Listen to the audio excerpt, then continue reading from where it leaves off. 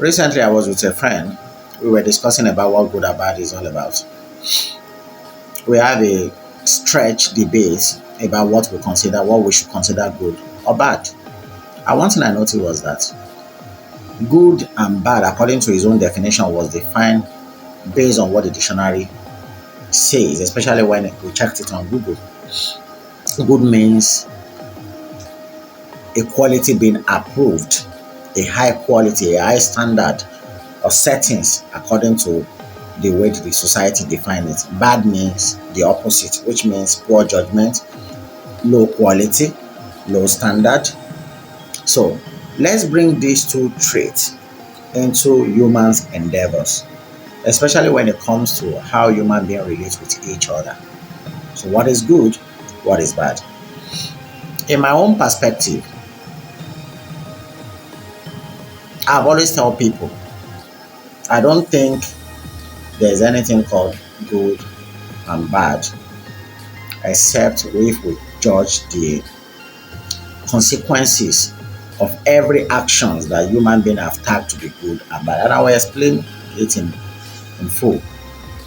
Take for instance, if you have a friend who finished school with you and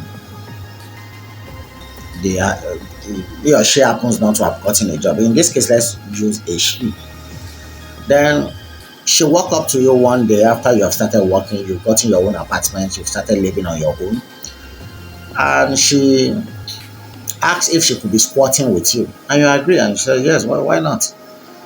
But definitely, while squatting with you, you're going to be the one bearing all our responsibility when, ranging from uh, toiletries to feeding to housing to paying of all the utility bills. She is not working. She's still scouting for job. But all of a sudden, you came back from work one day and you felt that this is disturbing. It's really draining you financially. It's not your fault that she didn't get a job, but you couldn't cope with her staying with you any longer, and then you have to tell her to move out. At that period, you were frustrated and you felt like, okay, if you've been alone all this while, you could have saved more money. Perhaps she's draining you financially. No qualms. Then on this very day, you walk up to her and you call her and you tell her that you needed her to leave your house. And she left. But before she left, a lot of people came in her aid and appeal to you to just give her more time.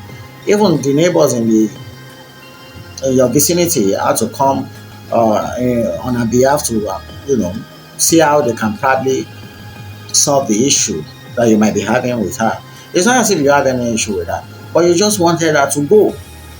So everybody spoke with you, they all pleaded with you, but you said no, not taking it anymore. You can't take it anymore. And she had to go. Then this poor lady packed her load and then left your house.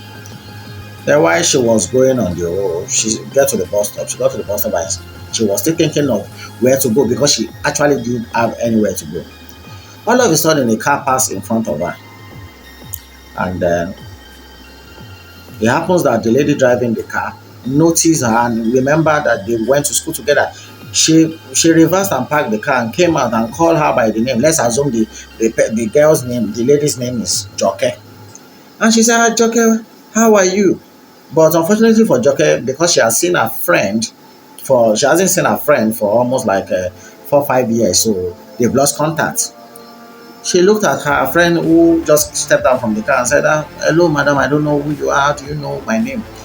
And, the lady said, "No, you don't remember me. Shade, we went to the same school." And she said, "Shade," because I said, "Oh, this is you." They hug each other. Then Shade had to ask Joke, "What are you doing beside the road?" And Joke said,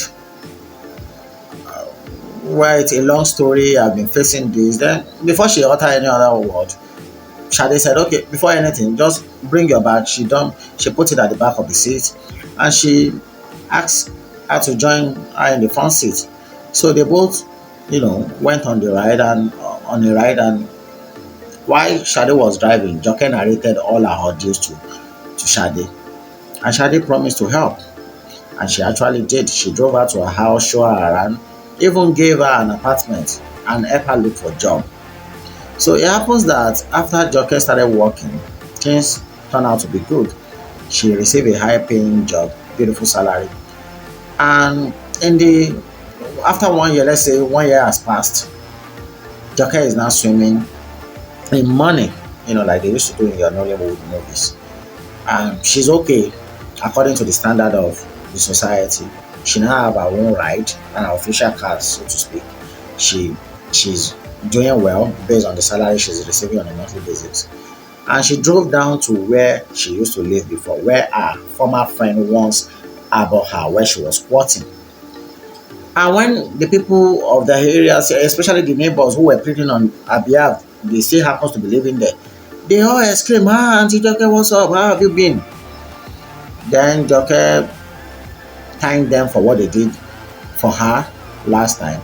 Then her friend came out from her door to look which Joke they were talking about. It happens to be the same Joke she sent packing some 1 year ago. And Joke went to meet her, hugged her. They went inside, and Joke begins to thank her for what she did that day. So it happens that when the friend was throwing Joke out, obviously people will have tagged it as a poor judgment, a very bad omen, like a bad person. What she did to her friend was bad.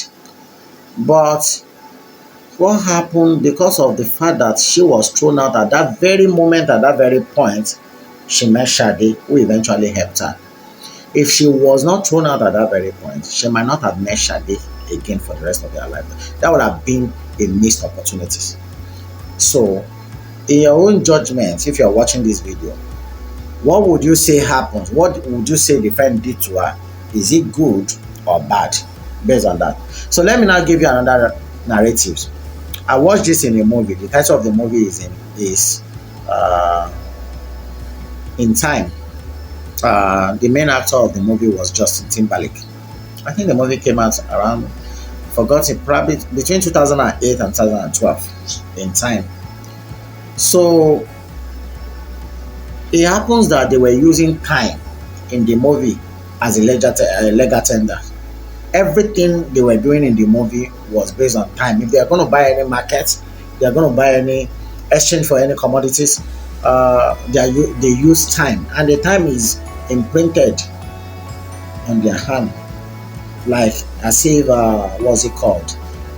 There is an imprint of a machine, installed in their hand that display the number of time they have. But this time, if exhausted, the person will die. But so if they go to work, whenever they are paying them money, they pay them with time. So the society in that movie was split into two different parts. There is a part where all the rich people lives, people who have like 1 million years, 1,000 years, 500,000 years. And some people have been living. So it happens that in that movie, whenever your time elapses, you die. But if you have what's it called? If you have a long number of years in terms of time imprinted in your hand, it means you can live for that number of years, depending on whatever you purchase. So if you're purchasing a house or a car or whatever, you'll be paying with time. So most of the people who live in the other side that are poor lives with maybe maximum of 1 day, 2 day. The people who are a bit semi-rich, I can't say they are fully okay, they have like 1 month, 2 months. So most of the people in the poor area are like peasants, and they have loads of criminals among them. It happens that one man crossed from the rich side to the poor side at a very particular day, went to a bar. Justin Timberlake happens to be in that same bar, which is the main character of the movie. And Justin Timberlake, I forgot to tell you, Justin Timberlake also have a friend who is married with a kid. And then they were both poor. In fact, at a point in time, Justin Timberlake's mother died in that same movie, probably because she was coming back from work and she couldn't pay for her bus. The remaining time on her hand could not pay for the bus, so she needs to go home to probably get some time from her son so that she will survive the night. But why did she not have enough time? It was because when Timberlake was leaving the house that very morning, his mother gave him 3 hours out of her own time, which is like the currency. So it's like two things represent, I mean, one thing representing two things in people's life. It represents the legal, it's like the legal tender medium in which they purchase anything. At the same time, is the key that hold their lives.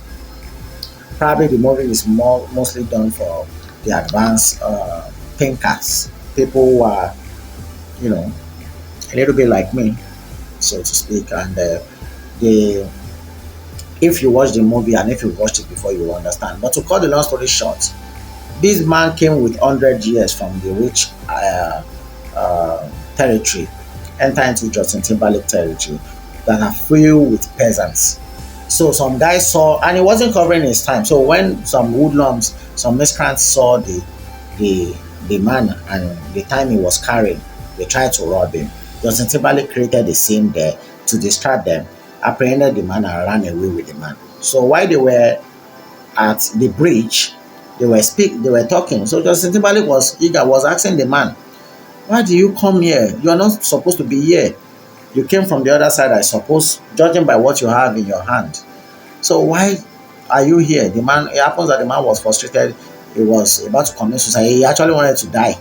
So then they were talking. I think they talked about a lot of things that night. And whenever someone wants to give someone time, the one who is giving the time will put his hand down, and the other one who is giving the time will put his hand on top of the other person's timer. So the time uh, from the time from the hub will be sucking up the time from the one at below. So while they were talking at the bridge, I don't know what happened. They both fell asleep because it was in the night. So Justin Timberlake woke up the second morning to discover that the man wasn't beside him again. And when he looked down the bridge, he discovered that the man had died. So he was so shocked that what could have killed the man. He was healthy yesterday when we were talking, when we slept off. So he checked his own time and discovered that the man has passed all his 100 years, I think 99 years or so, something, to Justin Timberlake. He was so shocked that he had to quickly go and change to a long sleeve and begin to cover it up. So what was the first thing he did?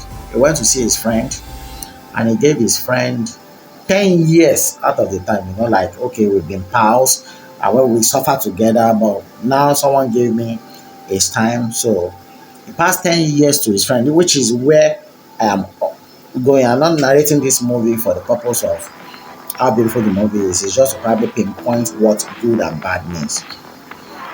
So the friend took the 10 years and appreciated dejection. Justin Timberlake left him, went to the other side where the rich people were living. He wanted to go and disrupt the whole system. He felt that there should not be disparity or discrimination between people just because some people have so much time that they are stuck. It's just like talking about the way the system of every society works. So after he left, he came back like few times. After like maybe a few weeks or so, came back, and the first place he went to was to see his friend. He got to his friend's house, knocked at the door, and the wife came out crying, carrying their baby. Justin Timberlake was so worried and was asking what could have been the problem. He was about to enter the house when the wife pushed him out and shut the door at him and said to him that he's a wicked man. That one, I said, what did I do? The last time I remember, I gave your husband 10 years, But the wife said, you know his problem, and you gave him too much to drink. Apparently, it happens that when the friend was given 10 years, the friend went to bar and drank himself to stupor, drank himself to death that very day. Justin Timberlake wasn't aware. So, but he was actually blamed for the death of his friend. So let's look at it from this perspective. I've narrated two stories now. The story of how Joke was sent out of her friend's house for not having a job, and eventually meeting Shadi, who is well to do, who eventually helped her secure a job and also secure an accommodation. And her life changed for the better. And she came back to give thanks to the lady who thought she did her bad, who sent her out of her house, compared to Justin Timberlake, who gave his friend money. Like time was money in that movie. And then the friend lost his life due to that. So in these two narratives, Joke experienced bad gesture from her friend. It turned out to be good eventually for her. While Justin Timberlake extend a good gesture to his friend that turned out to be bad eventually. So if people are to judge from the onset, because people are always too quick to judge, especially the dwellers of this earth called humans. So when they see Joker being thrown out, everybody will come out to say her friend was a bad friend. But eventually it happens that what the friend did that day had a purpose. Because if she wasn't thrown out, and if the friend hadn't insist, if she had adhered to the plead that was coming from the neighbors to still allow her stay, Joker might not have found a job, might not have found a helper, a destiny helper, like the Christian people used to call such thing. And why Justin Timberlake? If we look at what Justin Timberlake did, if you're watching the movie, the first thing you're going to do is, a very good friend. He has his friend at heart. He got some money, and remember that he has a friend that they are suffering together, and he helped the friend. And eventually that led to the friend's untimely death. So every good and bad situation, I think, can be judged from the beginning. Especially even whatever people are throwing at you when it comes to being judged as good and bad, sometimes might not relatively be good and bad. It's like you having a child that you give everything to. You think you are doing that child good. You might eventually be destroying the life of the child. And likewise, you might have someone that you have been harsh on, and like people who often have maid at home, they pamper their own children and send the maid on an errand here and there, not knowing that they are grooming the maid to be strong-willed, to be responsible in life, while they are destroying their own children.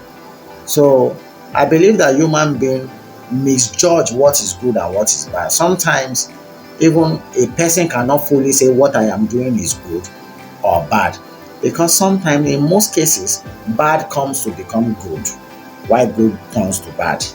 When you give people too much of things, you might be doing them bad, because they might not be able to stand on their 2 feet if they are dependent on you.